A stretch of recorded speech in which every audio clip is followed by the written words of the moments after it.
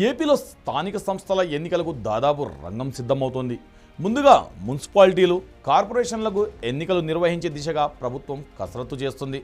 అధికారంలో ఉన్న కూటమికి స్థానిక ఎన్నికల్లో అడ్వాంటేజ్ ఉంటుందన్నది రాజకీయ వర్గాల్లో అంచనా. అయితే ఎన్నికల కంటే ముందే కూటమిలో అసలు టెన్షన్ మొదలైందట. అదే సీట్ల పంపకం.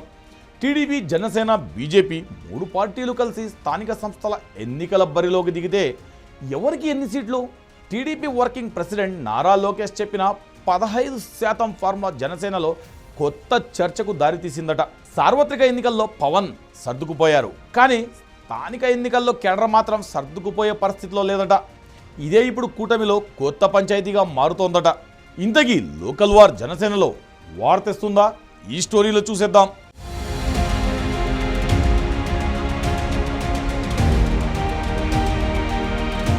స్థానిక సంస్థల ఎన్నికల నిర్వహణపై ఏపీలో దాదాపు క్లారిటీ వస్తోంది. ముందుగా మున్సిపాలిటీలు, కార్పొరేషన్లకు ఎన్నికలు నిర్వహించే ఆలోచనలో ప్రభుత్వం ఉన్నట్లు తెలుస్తోంది. అధికారంలో ఉన్న కూటమి స్థానిక సంస్థల ఎన్నికలను ప్రతిష్టాత్మకంగా తీసుకుంటోంది. అధికార బలం, క్యాడర్, ప్రభుత్వ యంత్రాంగంపై పట్టు ఇవన్నీ కలిసొస్తే స్థానిక ఎన్నికల్లో కూటమి హవా కొనసాగడం ఖాయమని కూటమి నేతలు ధీమాగా ఉన్నారట. అందుకే కూటమి నేతల్లో స్థానిక పదవులపై ఆశలు కూడా పెరిగాయట. కానీ ఇక్కడే అసలు ట్విస్ట్. మూడు పార్టీల్లోనూ కంటే జనసేనలోనే సీట్ల పంపకంపై ఎక్కువ ఆందోళన కనిపిస్తోందట. ఎందుకంటే పొత్తులో భాగంగా తమ పార్టీకి ఎన్ని స్థానాలు దక్కుతాయన్న దానిపై ఇప్పటి వరకు స్పష్టత లేకపోవడమే దానికి అసలు కారణమట. ఇక TDP working president Nara Lokesh చేసిన ఓ కామెంట్ జనసేనలో చర్చకు కారణమైందట. స్థానిక సంస్థల ఎన్నికల్లో జనసేనకు 15% సీట్లు ఇచ్చే ఆలోచన ఉందని లోకేష్ చెప్పడంతో జనసేనలో ఒక్కసారిగా అలజడి మొదలైందని టాక్.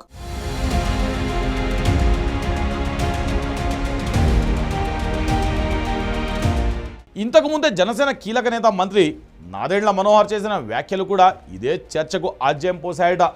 పార్టీ బలంగా లేనప్పుడు ఎక్కువ సీట్లు ఎలా అడుగుతామని ఆయన చేసిన వ్యాఖ్యలపై జనసేనలోనే కొందరు నేతలు అసంతృప్తి వ్యక్తం చేశారట. ఆ తర్వాత సార్వత్రిక ఎన్నికల సీట్ల పంపకానికి స్థానిక సంస్థల సీట్ల పంపకానికి సంబంధం లేదని నాదెండ్ల మనోహర్ వివరణ ఇచ్చారట. కానీ అసలు ఎన్ని స్థానాల్లో జనసేన పోటీ చేస్తుందన్న దానిపై మాత్రం ఇంకా క్లారిటీ రాలేదు. ఇదే ఇప్పుడు జనసేనలో అసలు పీఠముడిగా మారిందట.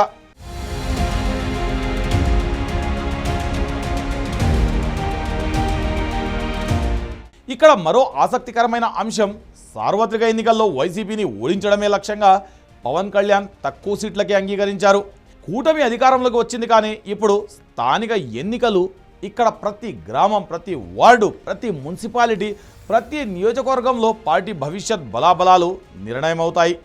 అందుకే స్థానిక ఎన్నికల్లో కూడా వరుసగా టీడీపీకే ఎక్కువ సీట్లు కేటాయిస్తే జనసేన పరిస్థితి ఏంటి అన్నది ఆ పార్టీ ద్వితీయ శ్రేణి నాయకత్వాన్ని వేధిస్తున్న ప్రశ్నట.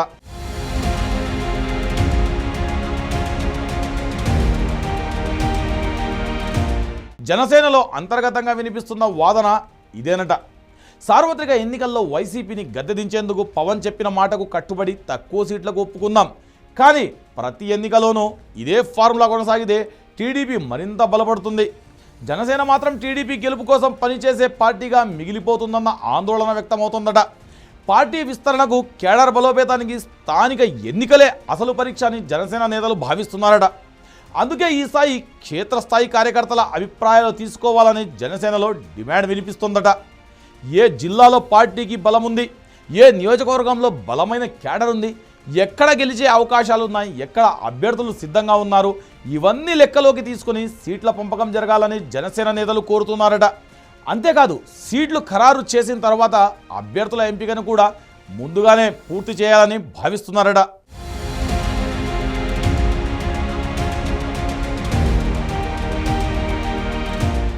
అసలు భయం ఏంటంటే, స్థానిక ఎన్నికల్లో టీడీపీకి గంపగుద్దగా సీట్లు కేటాయిస్తే తమ పార్టీ క్షేత్రస్థాయి నాయకులు, కార్యకర్తలు నిరుత్సాహపడే ప్రమాదం ఉందని జనసేనలో చర్చ జరుగుతోందట. అది క్రమంగా పార్టీ సంస్థాగత బలంపై ప్రభావం చూపొచ్చన్న ఆందోళన కూడా ఉందట. ఎందుకంటే స్థానిక ఎన్నికల్లో ఒకసారి కేడర్ చేతులు ముడుచుకుంటే తర్వాత అసెంబ్లీ ఎన్నికల నాటికి ఆ ప్రభావం కనిపించే అవకాశం ఉంటుందని జనసేన నేతలు లెక్కలు వేసుకుంటున్నారట. అయితే ఇక్కడ పవన్ కళ్యాణ్ నిర్ణయం కీలకం కానుంది. కూటమి ఐక్యతను కాపాడుతూ అదే సమయంలో జనసేన రాజకీయ భవిష్యత్తును కూడా కాపాడుకోవాల్సిన పరిస్థితి. టీడీపీతో పొత్తు కొనసాగాలి, కూటమి గెలవాలి. అదే సమయంలో జనసేన కూడా క్షేత్రస్థాయిలో విస్తరించాలి. ఈ 3 లక్ష్యాలు బ్యాలెన్స్ చేయడం పవన్కు అసలు సవాల్ కానుంది.